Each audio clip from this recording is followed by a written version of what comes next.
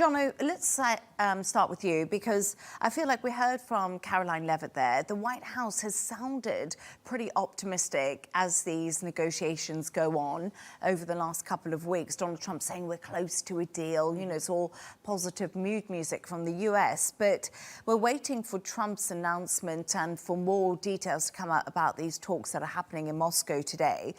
But what's at stake? That's a big question here. And if Vladimir Putin will ever capitulate anything. So what's really at stake here is whether we're actually moving closer to the war coming to an end, or whether we're watching play out at just another diplomatic false dawn, which is very possible.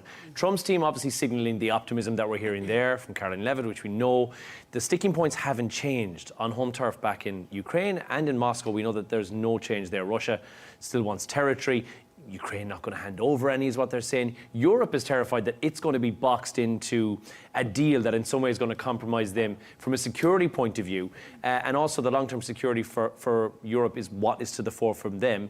And then, okay, it's good news Putin is actually speaking now, which is a nice change on this as well. But he is likely to not want to budge on what he would like. So the red lines haven't changed from anyone's point of view. So saying that we're closer to a deal, I think, is just real optimism from the point of view of Washington. But they will want to portray that as something that's going to happen. We will know a little bit more after today, after the White House speaks, perhaps if the US is likely to get Moscow to slightly move and shift the Kremlin to make some decisions and actually be able to find a solution here. But as it looks on the surface, we're just watching more theatrics play out in front of us. That's it. Peace, territory, security guarantees, Europe's future stability, all these things need to fall into place. And that's a lot of moving parts, a lot of cogs that need to go into place.